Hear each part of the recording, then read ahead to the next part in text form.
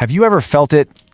That constant low-grade exhaustion, that feeling that the world's kinda lost its color, and your mind is just full of noise but totally empty of real thought? Look, this isn't just you being tired. This is digital brain fog. And figuring out what it is, that's the very first step to fighting back. So, this feeling, it actually has a clinical name: digital anhedonia.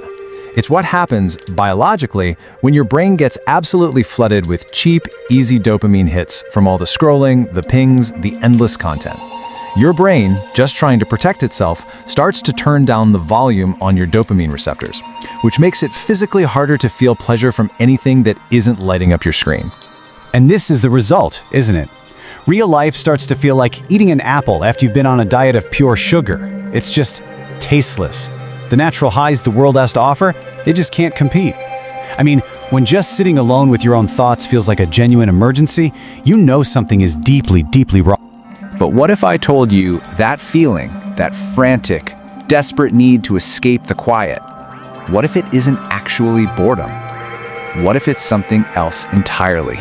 That's right. Your brain isn't bored. It is withdrawing. It's like an addict screaming for its next hit of cheap digital sugar. This isn't a failure of your character. Let me be clear. It is a biological state, and worse, it's a state that has been deliberately engineered. So how does this actually happen? Well, it's a process called attention residue. Every single time you even glance at your phone, a piece of your focus stays behind. It gets stuck on whatever you just saw. This constant context switching absolutely shatters your ability to do the deep, focused work that actually brings real satisfaction and real results. And the cost of that one little glance at your phone? 20 minutes. That's how long it takes your brain, on average, to fully get its focus back after just one interruption. Just think about that for a second. How many times have you checked your phone in the last hour? You're probably living in a permanent state of cognitive fragmentation. Your attention is shattered. But here's the thing you have to understand. This is not an accident. This fractured state of mind is incredibly profitable. You are not weak. You are the target. There is a war being waged for your attention, and it's time you understood the enemy. We call it the machine. It's this complex system of algorithms and apps, and they're all designed with one and only one purpose: to keep you hooked. It is not a neutral tool. It's a hunter, and your attention is the prey. And hey, don't just take my word for it. Listen to the people who actually built the machine.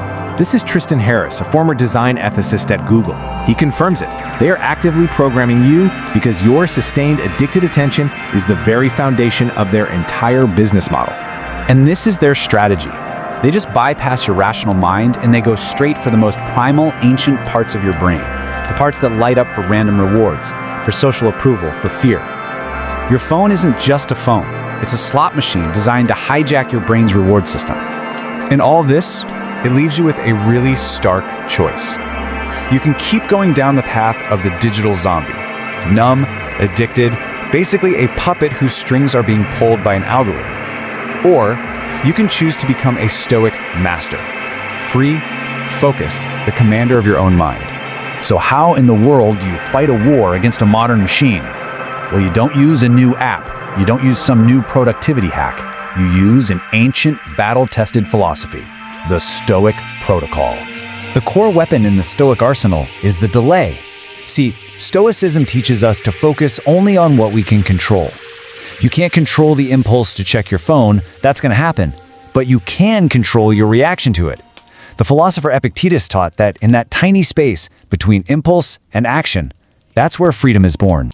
The Roman Emperor Marcus Aurelius knew this. The goal isn't to find some quiet cabin in the woods, it's to cultivate that quiet place inside yourself. The delay, that's the key that unlocks that inner fortress. Okay, but how do we actually practice this ancient wisdom in a world of infinite digital distraction? You need a weapon, a physical tool to enforce the delay. You know, the tool you use to measure time completely changes how you experience it. A digital clock, that's part of the machine. It's a blinking, infinite source of anxiety. An analog sand timer, though, that's the opposite. It represents finite, peaceful, deliberate time. So here is the protocol. It is so simple, but it is not easy. The next time you feel that twitch, that itch to check your device, I want you to resist it. Don't act. Instead, flip a 15-minute sand timer. And then, you wait. You're going to feel agitated. You'll feel restless. This is the withdrawal. Your only job is to sit with that feeling, to endure the discomfort without giving in. This is the moment you take back control. This is how you cut the puppet strings. That agitation you feel in those 15 minutes, that is not boredom. That is the feeling of your brain chemistry literally rebalancing itself. That is the sound of you winning a battle for your own mind. It is a victory. The time for passive understanding is over. It is time to execute. The world is designed to be loud, to overwhelm you, to keep you numb. This protocol, this is your rebellion. It is your silence. So it all comes down to one simple question. A decision you have to make not just once, but every single time you feel that itch. Freedom or the cage? The choice is yours, and it is happening right now. The resistance is recruiting. Subscribe or stay numb.